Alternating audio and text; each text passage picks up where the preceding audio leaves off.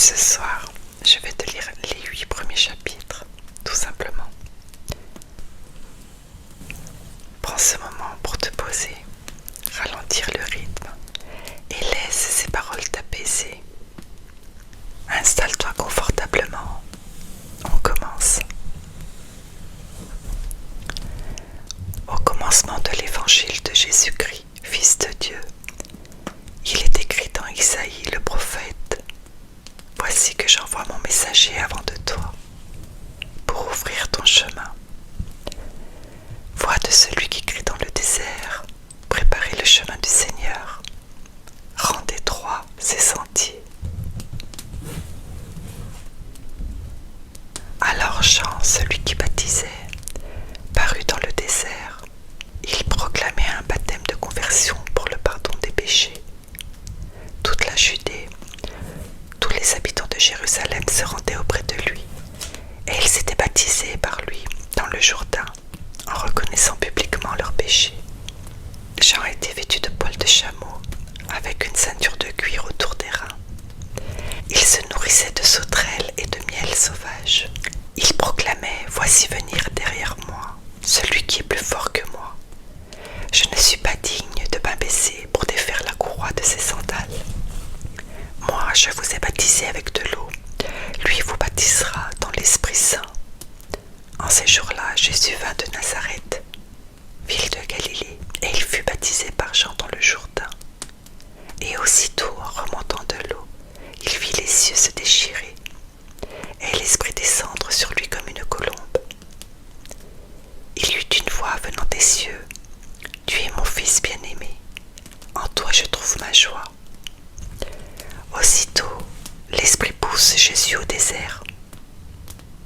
Et dans le désert, il resta 40 jours, tenté par Satan. Il vivait parmi les bêtes sauvages, et les anges le servaient.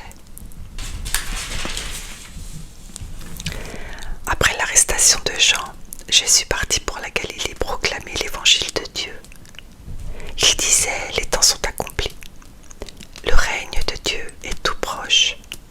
Convertissez-vous et croyez à l'évangile. Passant le long de la mer de Galilée, Jésus vit Simon et André, le frère de Simon, en train de jeter les filets dans la mer, car c'étaient des pêcheurs. Il leur dit: Venez à ma suite, je vous ferai devenir pêcheurs d'hommes. Aussitôt, laissant leurs filets, ils le suivirent.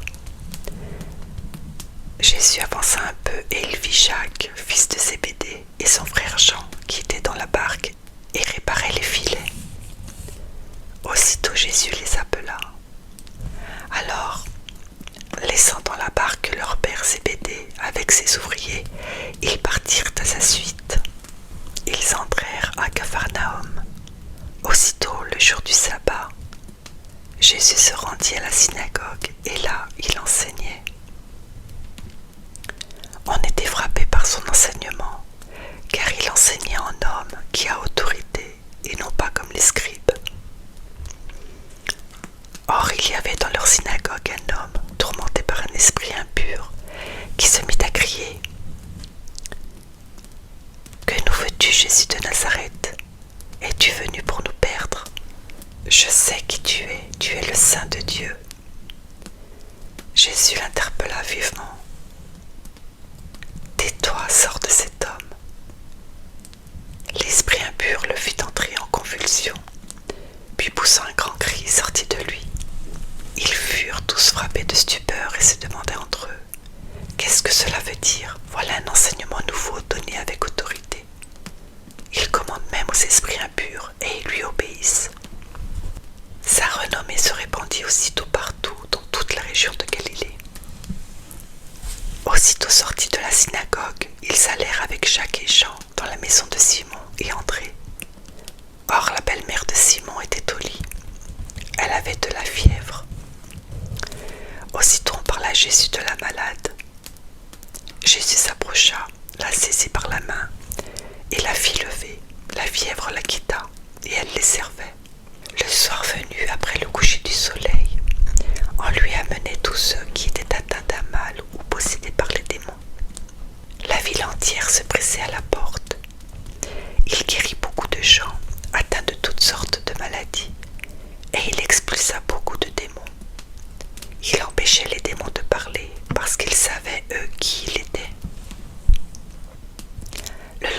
Jésus se leva bien avant l'aube. Il sortit et se rendit dans un endroit désert, et là il priait. Simon et ceux qui étaient avec lui partirent à sa recherche. Ils le trouvent et lui disent: tout le monde te cherche. Jésus leur dit: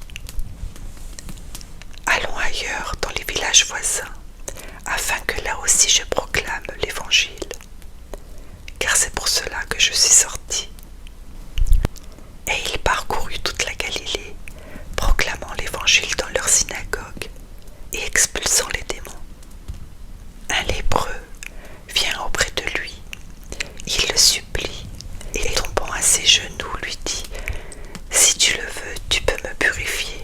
Saisi de compassion, Jésus étendit la main, le toucha et lui dit: je le veux, sois purifié. À l'instant même, la lèpre le quitta et il fut purifié. Avec fermeté, Jésus le renvoya aussitôt en lui disant: attention, ne dis rien à personne, mais va te montrer au prêtre et donne pour ta purification ce que Moïse a prescrit dans la loi. Cela sera pour les gens un témoignage. Une fois parti, cet homme se mit à proclamer et à répandre la nouvelle, de sorte que Jésus ne pouvait plus entrer ouvertement dans une ville, mais restait à l'écart, dans des endroits déserts. De partout, cependant, on venait à lui. Quelques jours plus tard, Jésus revint à Capharnaüm et l'on apprit qu'il était à la maison. Tant de monde s'y rassembla qu'il n'y avait plus de place, pas même devant la porte. Et il leur annonçait la parole. Arrivent des gens qui lui amènent un paralysé, porté par 4 hommes. Comme ils ne peuvent l'approcher à cause de la foule, ils découvrent le toit au-dessus de lui. Ils font une ouverture et descendent le brancard sur lequel était couché le paralysé. Voyant leur foi, Jésus dit au paralysé: mon enfant, tes péchés sont pardonnés. Or il y avait quelques scribes assis là, qui raisonnaient en eux-mêmes: pourquoi celui-là parle-t-il ainsi? Il blasphème.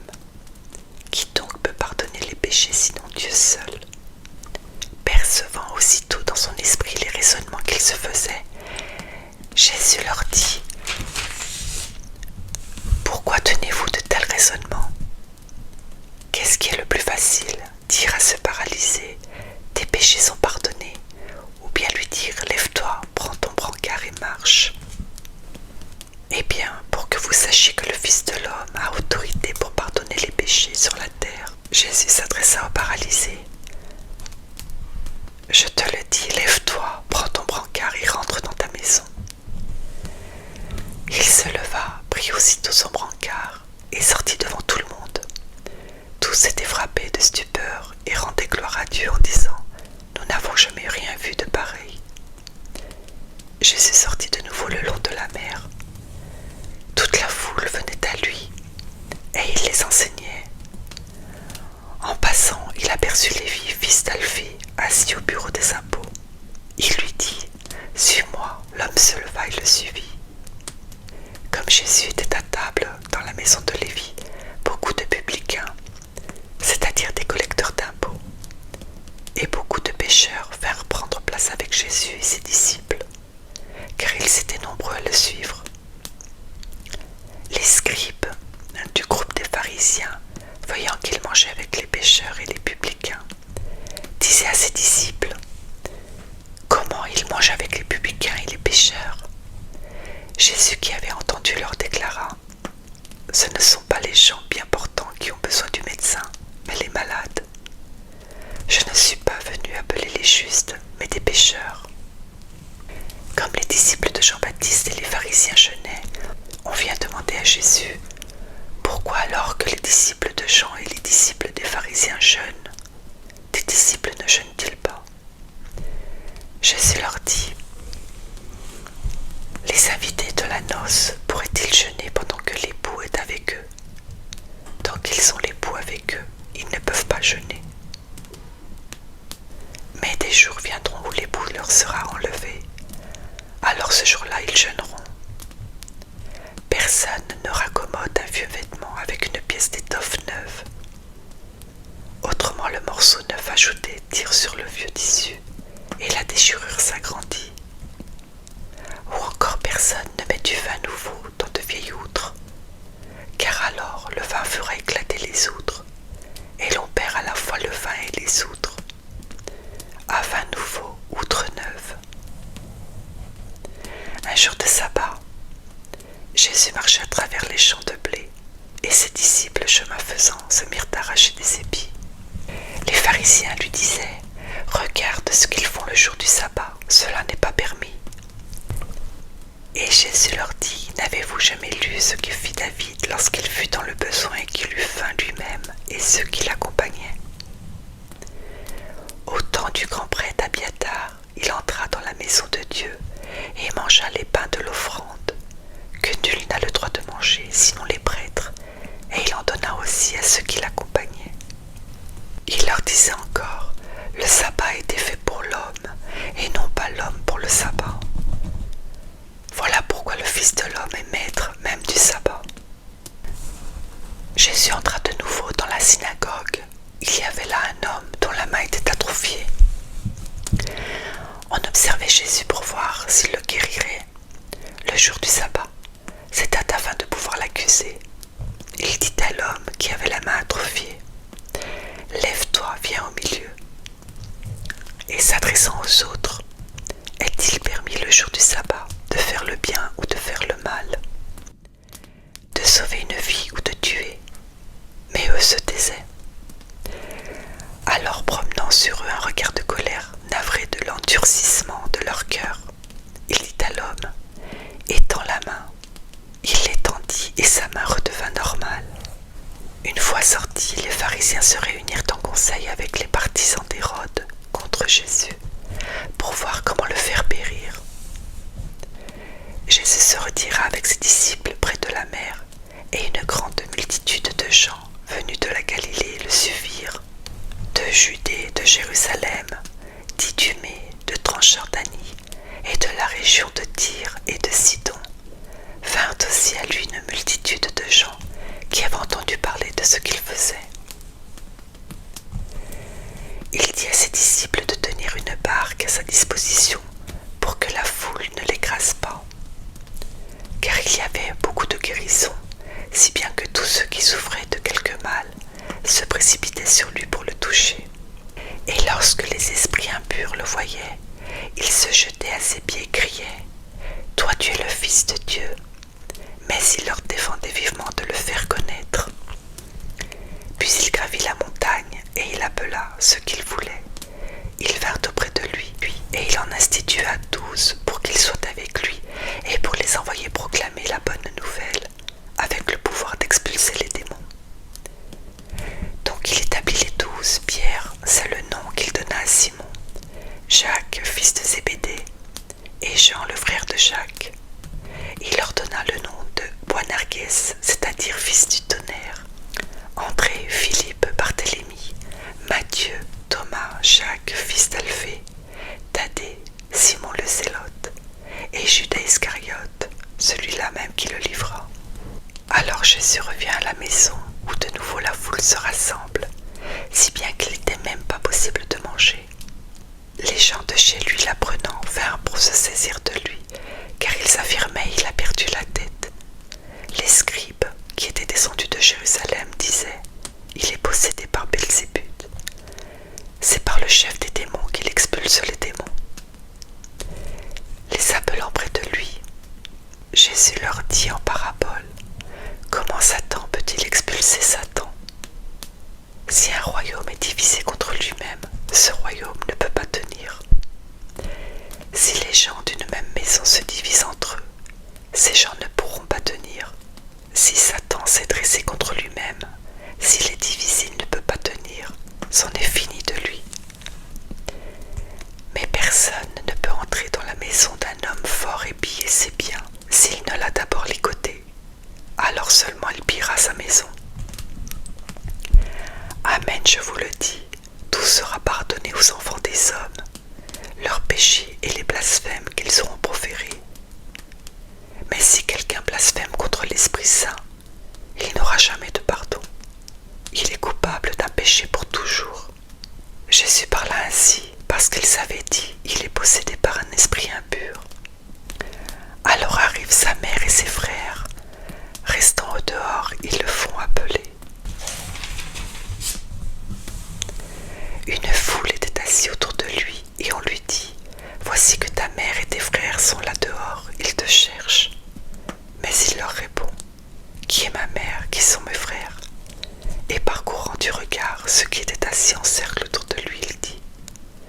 voici ma mère et mes frères. Celui qui fait la volonté de Dieu, celui-là est pour moi un frère, une sœur, une mère. » Jésus se mit de nouveau à enseigner au bord de la mer de Galilée. Une foule très nombreuse se rassembla auprès de lui, si bien qu'il monta dans une barque où il s'assit. Il était sur la mer et toute la foule était près de la mer sur le rivage. Il leur enseignait beaucoup de choses en paraboles, et dans son enseignement il leur disait: « Écoutez, voici que le semeur sortit pour semer.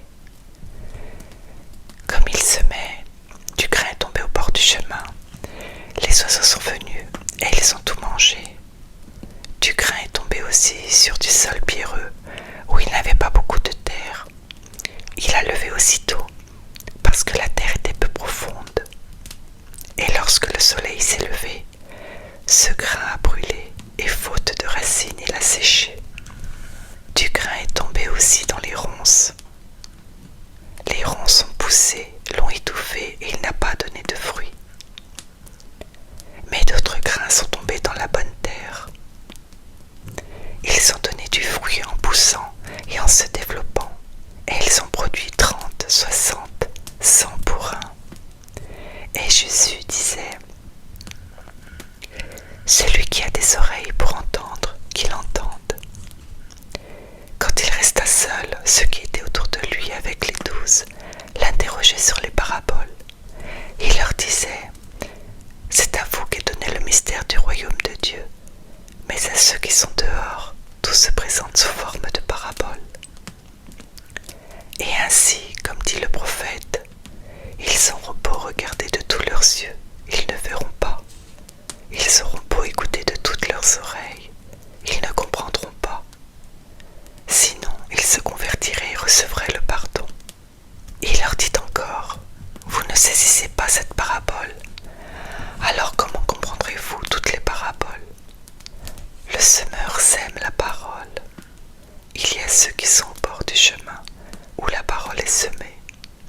Quand ils l'entendent, Satan vient aussitôt et enlève la parole semée en eux.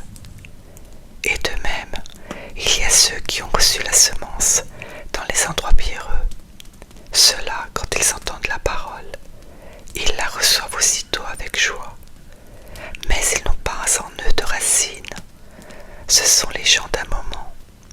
Que vienne la détresse ou la persécution à cause de la parole, ils trébuchent aussitôt. Et il y en a d'autres qui ont reçu la semence dans les ronces. Ceux-ci entendent la parole, mais les soucis du monde, la séduction de la richesse et toutes les autres convoitises les envahissent et étouffent la parole, qui ne donne pas de fruits. Et il y a ceux qui ont reçu la semence dans la bonne terre. Ceux-là entendent la parole, ils l'accueillent et ils portent du fruit, 30, 60, 100 pour un.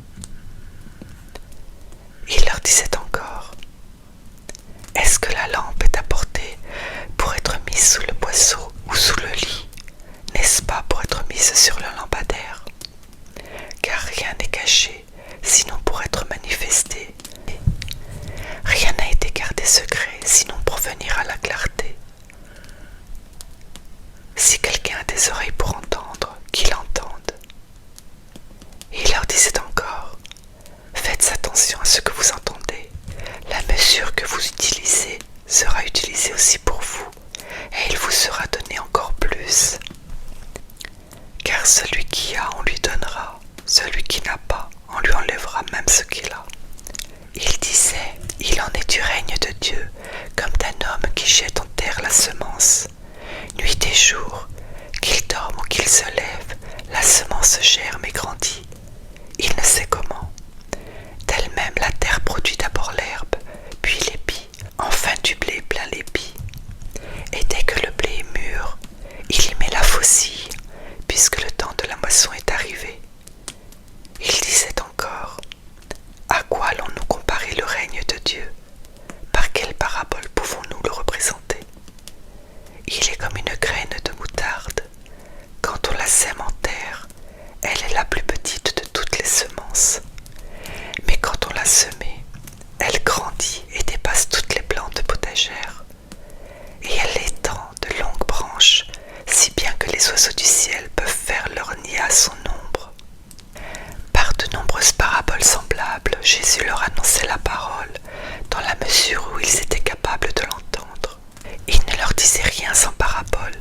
Mais il expliquait tout à ses disciples en particulier. Ce jour-là, le soir venu, il dit à ses disciples: passons sur l'autre rive. Quittant la foule, ils emmenèrent Jésus comme il était dans la barque, et d'autres barques l'accompagnaient. Survient une violente tempête. Les vagues se jetaient sur la barque, si bien que déjà elle se remplissait. Lui dormait sur le coussin à l'arrière. Les disciples le réveillèrent et lui disent: Maître, nous sommes perdus, cela ne te fait rien. Réveillé, il menaça le vent et dit à la mer: Silence, tais-toi. Le vent tomba et il se fit un grand calme. Jésus leur dit: Pourquoi êtes-vous si craintifs? N'avez-vous pas encore la foi? Saisis d'une grande crainte, ils se disaient entre eux: Qui est-il donc celui-ci pour que même le vent et la mer lui obéissent? Ils arrivèrent sur l'autre rive, de l'autre côté de la mer de Galilée, dans le pays des Géraséniens. Comme Jésus sortait de la barque, aussitôt un homme possédé d'un esprit impur s'avança depuis les tombes à sa rencontre. Il habitait dans les tombeaux, et personne ne pouvait plus l'attacher, même avec une chaîne. En effet, on l'avait souvent attaché avec des fers aux pieds et des chaînes, mais il avait rompu les chaînes, brisé les fers, et personne ne pouvait le maîtriser. Sans arrêt, nuit et jour, il était parmi les tombeaux et sur les collines, à crier et à se blesser avec des pierres. Voyant Jésus de loin, il accourut, se prosterna devant lui, et cria d'une voix forte: Que me veux-tu, Jésus, fils du Dieu très haut? Je t'adjure par Dieu, ne me tourmente pas. Jésus lui dit en effet: Esprit impur, sors de cet homme. Et il lui demandait: Quel est ton nom? L'homme lui dit: Mon nom est Légion, car nous sommes beaucoup. Et il suppliait Jésus avec insistance de ne pas les chasser en dehors du pays. Or, il y avait là, du côté de la colline, un grand troupeau de porcs qui cherchait sa nourriture.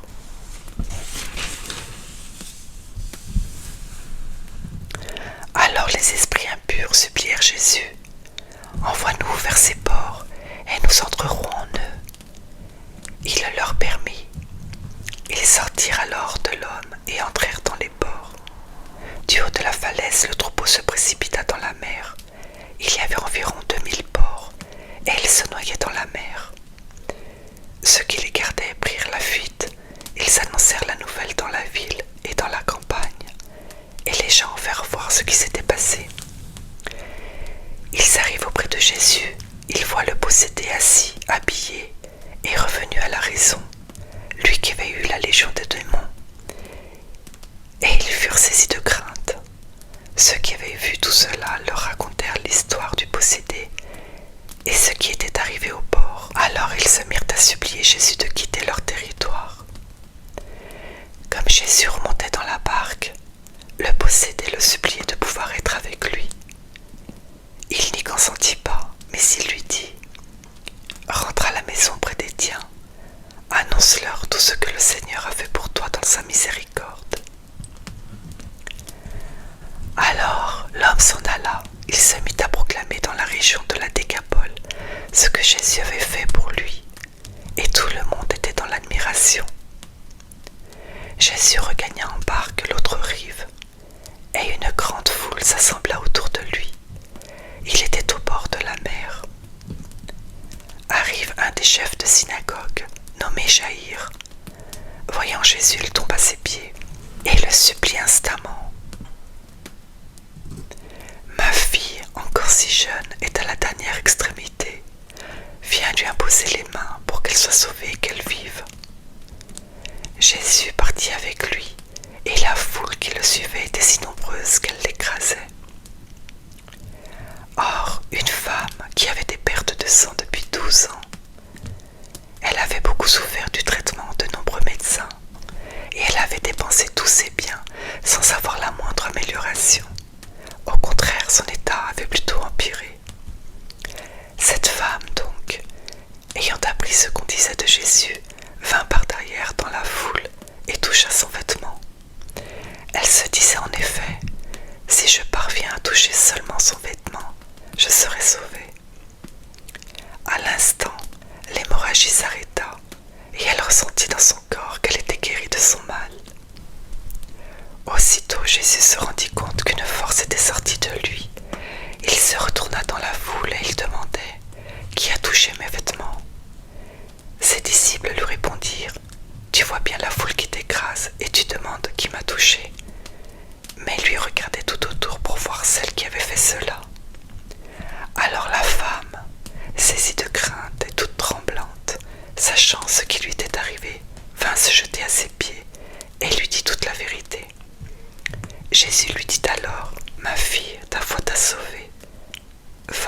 sois guéri de ton mal.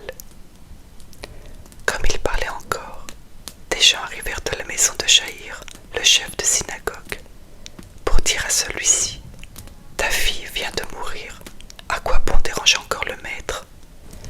Jésus, surprenant ces mots, dit au chef de synagogue: ne crains pas, crois seulement.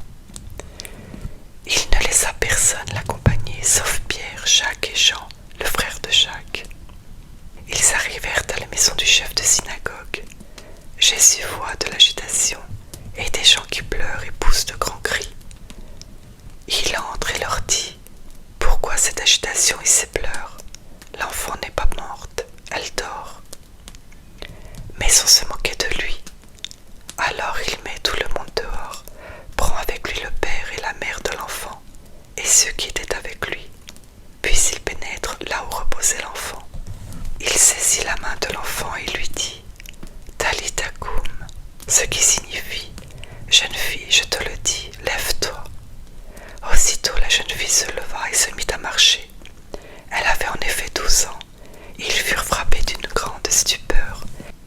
Et Jésus leur ordonna fermement de ne le faire savoir à personne, puis il leur dit de la faire manger. Sorti de là, Jésus se rendit dans son lieu d'origine, et ses disciples le suivirent. Le jour du sabbat, il se mit à enseigner dans la synagogue. De nombreux auditeurs, frappés d'étonnement, disaient: d'où cela lui vient-il? Quelle est cette sagesse qui lui a été donnée, et ces grands miracles qui se réalisent par ses mains? N'est-il pas le charpentier, le fils de Marie, et le frère de Jacques, de José, de Jude et de Simon? Ses sœurs ne sont-elles pas ici chez nous? Et ils étaient profondément choqués à son sujet. Jésus leur disait: un prophète n'est méprisé que dans son pays, sa parenté et sa maison. Et là, il ne pouvait accomplir aucun miracle. Il guérit seulement quelques malades en leur imposant les mains. Et il s'étonna de leur manque de foi. Jésus parcourait les villages d'alentour en enseignant. Il appela les 12, alors il commença à les envoyer en mission 2 par 2. Il leur donnait autorité sur les esprits impurs, et il leur prescrivit de ne rien prendre pour la route, mais seulement un bâton. Pas de pain, pas de sac, pas de pièces de monnaie dans leur ceinture. Mettez des sandales, ne prenez pas de tunique de rechange. Il leur disait encore: quand vous avez trouvé l'hospitalité dans une maison, restez-y jusqu'à votre départ. Si dans une localité on refuse de vous accueillir et de vous écouter,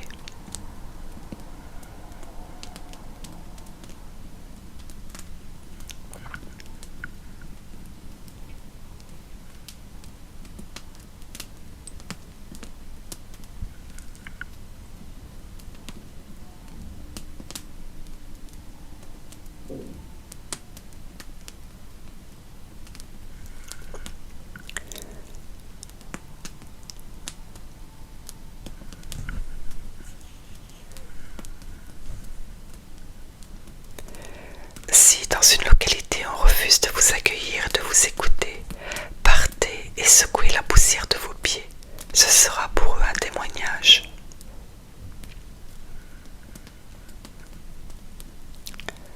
Ce sera pour eux un témoignage.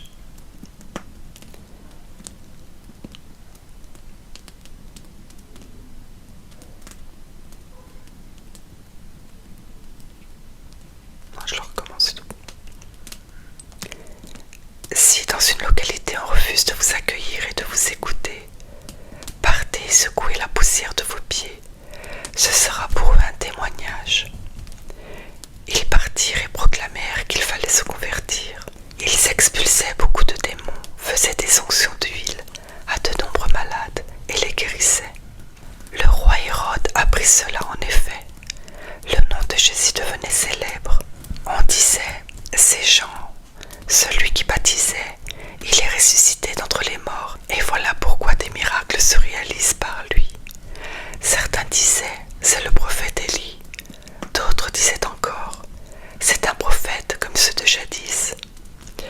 Hérode entendait ces propos et disait: celui que j'ai fait décapiter, Jean, le voilà ressuscité. Car c'était lui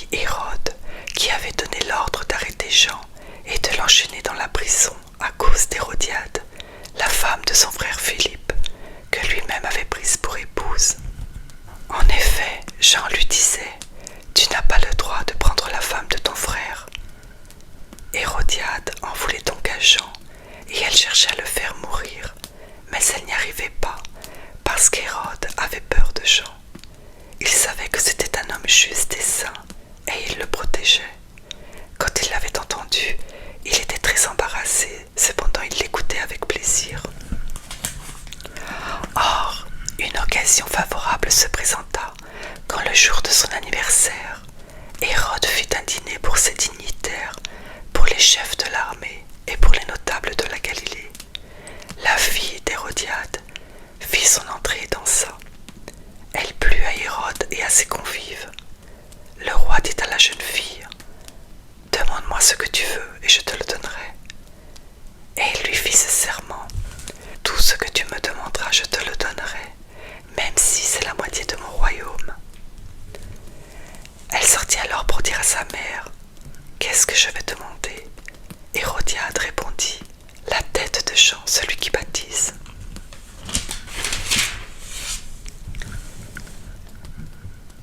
Aussitôt la jeune fille s'empressa de retourner auprès du roi. Elle lui fit cette demande: « Je veux que tout de suite tu me donnes sur un plat la tête de Jean le Baptiste. » Le roi fut vivement contrarié, mais à cause du serment et des convives, il ne voulut pas lui opposer un refus. Aussitôt il envoya un garde avec l'ordre d'apporter la tête de Jean. Le garde s'en alla décapiter Jean dans la prison. Il apporta la tête sur un plat, la donna à la jeune fille, et la jeune fille la donna à sa mère. Ayant appris cela, les disciples de Jean vinrent prendre son corps et le déposèrent dans un tombeau. Les apôtres se réunirent auprès de Jésus et lui annoncèrent tout ce qu'ils avaient fait et enseigné. Il leur dit: « Venez à l'écart dans un endroit désert et reposez-vous un peu. » De fait, ceux qui arrivaient et ceux qui partaient étaient nombreux, et l'on n'avait même pas le temps de manger. Alors ils partirent en barque pour un endroit désert à l'écart. Les gens les virent s'éloigner, et beaucoup comprirent leur intention. Alors à pied de toutes les villes, ils coururent là-bas et arrivèrent avant eux. En débarquant, Jésus vit une grande foule. Il fut saisi de compassion envers eux, parce qu'ils étaient comme des brebis sans berger. Alors il se mit à les enseigner longuement. Déjà l'heure était avancée. S'étant approché de lui, ses disciples disaient: « L'endroit est désert et déjà l'heure est tardive. Renvoie-les, qu'ils aillent dans les campagnes et les villages des environs s'acheter de quoi manger. » Et il leur répondit: « Donnez-leur vous-même à manger. » Ils répliquent: « Irons-nous dépenser le salaire de 200 journées pour acheter des pains et leur donner à manger ?» Jésus leur demande: « Combien de pains avez-vous ? Allez voir. » S'étant informés, ils lui disent: « 5 et 2 poissons. » Il leur ordonna de les faire tous asseoir par groupes sur l'herbe verte. Ils se disposèrent par carrés de 100 et de 50. Jésus prit les 5 pains et les 2 poissons, et levant les yeux au ciel, il prononça la bénédiction et rompit les pains. Il les donnait aux disciples pour qu'ils les distribuent à la foule. Il partagea aussi les 2 poissons entre tous. Ils mangèrent tous et ils furent rassasiés. Et l'on ramassa les morceaux de pain qui restaient, de quoi remplir 12 paniers, ainsi que les restes des poissons. Ceux qui avaient mangé les pains étaient au nombre de 5000 hommes. Aussitôt après, Jésus obligea ses disciples à monter dans la barque et à le précéder sur l'autre rive, vers Bethsaïde, pendant que lui-même renvoyait la foule. Quand il les eut congédiés, il s'en alla sur la montagne pour prier. Le soir venu, la barque était au milieu de la mer et lui tout seul à terre. Voyant qu'il peinait à ramer, car le vent leur était contraire, il vient à eux vers la fin de la nuit, en marchant sur la mer, et il voulait les dépasser. En le voyant marcher sur la mer, les disciples pensèrent que c'était un fantôme, et ils se mirent à pousser des cris. Tous, en effet, l'avaient vu et ils étaient bouleversés. Mais aussitôt Jésus parla avec eux et leur dit: « Confiance, c'est moi, n'ayez pas peur. » Il monta ensuite avec eux dans la barque et le vent tomba. Et en eux-mêmes, ils étaient au comble de la stupeur, car ils n'avaient rien compris au sujet des pains, leur cœur était endurci. Après la traversée, abordant à Génézareth, ils s'accostèrent. Ils sortirent de la barque, et aussitôt les gens reconnurent Jésus. Ils parcoururent toute la région et se mirent à apporter les malades sur des brancards, là où l'on apprenait que Jésus se trouvait. Et dans tous les endroits où ils se rendaient, dans les villages, les villes ou les campagnes, on déposait les infirmes sur les places. Il le suppliait de leur laisser toucher ne serait-ce que la frange de son manteau, et tous ceux qui le touchèrent étaient sauvés. Les pharisiens et quelques scribes venus de Jérusalem se réunissent auprès de Jésus et voient quelques-uns de ses disciples prendre leur repas avec des mains impures, c'est-à-dire non lavées. Les pharisiens, en effet, comme tous les juifs, se lavent toujours soigneusement les mains avant de manger par attachement à la tradition des anciens. Et au retour du marché, ils ne mangent pas avant de s'être aspergés d'eau, et ils sont attachés encore par tradition à beaucoup d'autres pratiques. Lavage de coupes, de carafes et de plats. Alors les pharisiens et les scribes demandèrent à Jésus: pourquoi tes disciples ne suivent-ils pas la tradition des anciens? Ils prennent leur repas avec des mains impures. Jésus leur répondit: Isaïe a bien prophétisé à votre sujet, hypocrite, ainsi qu'il est écrit. Ce peuple m'honore des lèvres, mais son cœur est loin de moi. C'est en vain qu'ils me rendent inculte. Les doctrines qu'ils enseignent ne sont que des préceptes humains. Vous aussi, vous laissez de côté le commandement de Dieu pour vous attacher à la tradition des hommes. Il leur disait encore: vous rejetez bel et bien le commandement de Dieu pour établir votre tradition. En effet, Moïse a dit: honore ton père et ta mère. Et encore, celui qui maudit son père ou sa mère sera mis à mort.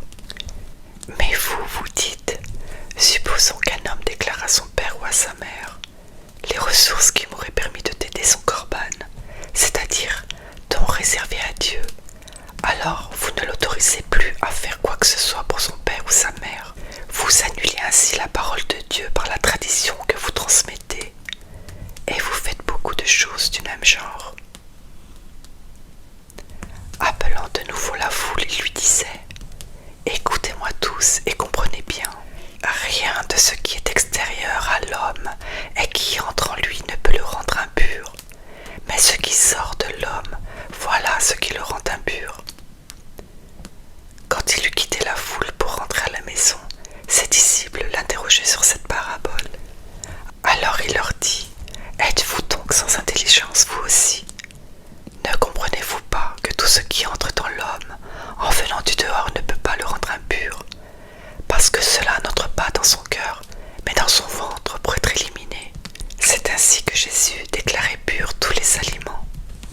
Il leur dit encore: ce qui sort de l'homme, c'est cela qui le rend impur, car c'est du dedans, du cœur de l'homme, que sortent les pensées perverses, inconduite, vol, meurtre, adultère, cupidité, méchanceté, fraude, débauche, envie, diffamation, orgueil et démesure. Tout ce mal vient du dedans et rend l'homme impur.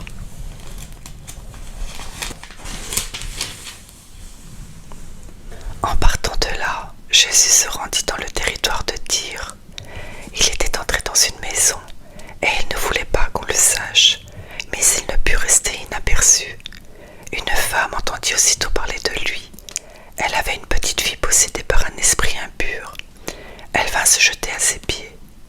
Cette femme était païenne, syro-phénicienne de naissance, et elle lui demandait d'expulser le démon hors de sa fille.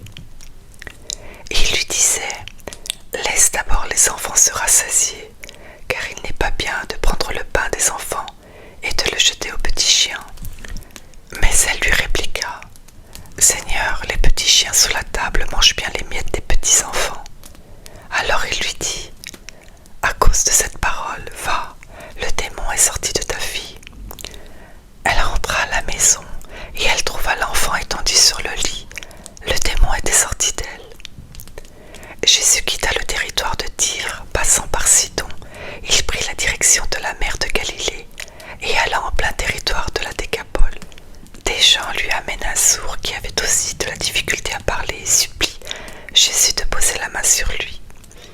Jésus l'emmena à l'écart, loin de la foule, lui mit les doigts dans les oreilles et avec sa salive lui toucha la langue. Puis les yeux levés au ciel, il soupira et lui dit « Ephata », c'est-à-dire « ouvre-toi ». Ses oreilles s'ouvrirent, sa langue se délia et il parlait correctement. Alors Jésus leur ordonna de ne rien dire à personne, mais plus il leur donnait cet ordre, plus ceux-ci le proclamaient. Extrêmement frappé, il disait « Il a bien fait toutes choses, il fait entendre les sourds et parler les muets. » En ces jours-là, comme il y avait de nouveau une grande foule et que les gens n'avaient rien à manger, Jésus appelle à lui ses disciples et leur dit « J'ai de la compassion pour cette foule, car depuis 3 jours déjà, ils restent auprès de moi et n'ont rien à manger. Si je les renvoie chez eux à jeun, ils vont défaillir en chemin, et certains d'entre eux sont venus de loin. » Ses disciples lui répondirent « Où donc pourra-t-on trouver du pain pour les rassasier ici dans le désert ?» Il leur demanda « Combien de pain avez-vous » Ils lui dirent 7. Alors il ordonna à la foule de s'asseoir par terre. Puis prenant les 7 pains et rendant grâce, il les rompit et il les donna à ses disciples pour que ceux-ci les distribuent. Et ils les distribuèrent à la foule. Ils avaient aussi quelques petits poissons que Jésus bénit et fit aussi distribuer. Les gens mangèrent et furent rassasiés. On ramassa les morceaux qui restaient. Cela faisait 7 corbeilles. Or, ils étaient environ 4000. Puis Jésus les renvoyant.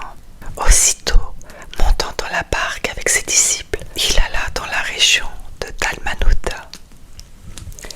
Les pharisiens survinrent et se mirent à discuter avec Jésus. Pour le mettre à l'épreuve, ils cherchaient à obtenir en lui un signe venant du ciel. Jésus soupira au plus profond de lui-même et dit « Pourquoi cette génération cherche-t-elle un signe ? Amen, je vous le déclare, aucun signe ne sera donné à cette génération. » Puis il les quitta, remonta en barque, et il partit vers l'autre rive.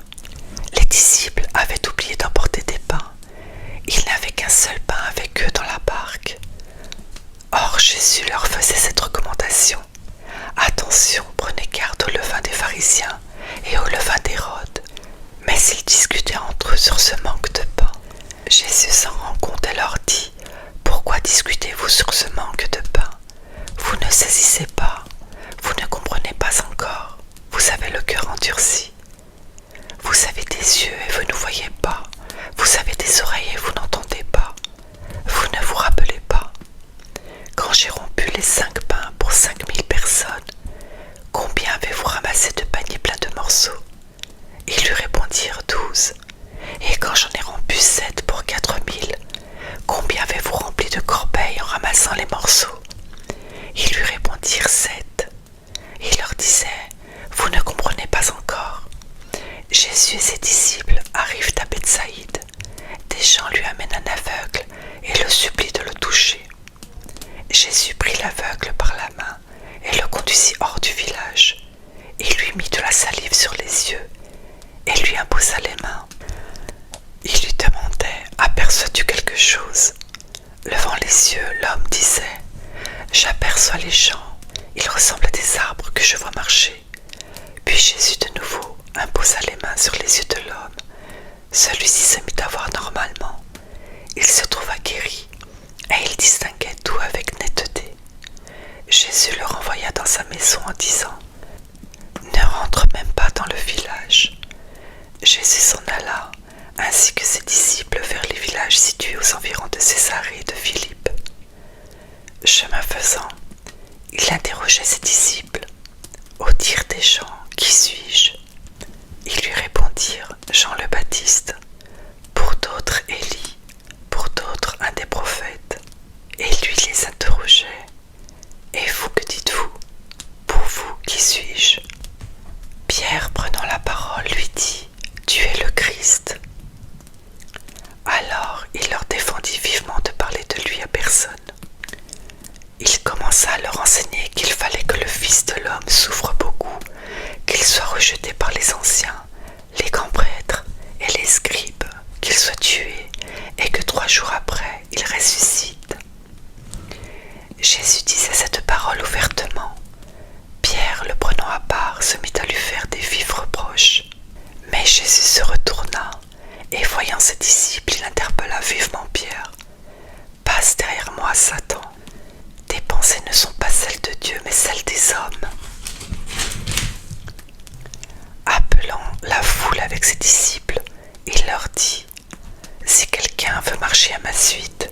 qu'il renonce à lui-même, qu'il prenne sa croix et qu'il me suive. Car celui qui veut sauver sa vie la perdra, mais celui qui perdra sa vie à cause de moi et de l'Évangile la sauvera. Quel avantage, en effet, un homme a-t-il à gagner le monde entier si c'est au prix de sa vie? Que pourrait-il donner en échange de sa vie? Celui qui a honte de moi et de mes paroles dans cette génération adultère et de pécheresse, le Fils de l'homme aussi aura honte de lui quand il viendra dans la gloire de son Père avec les saints anges.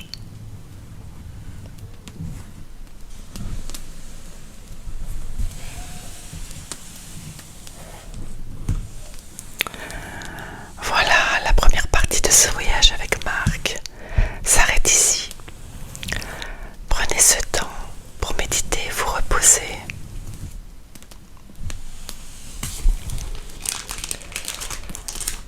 La suite arrivera prochainement pour compléter ce chemin ensemble.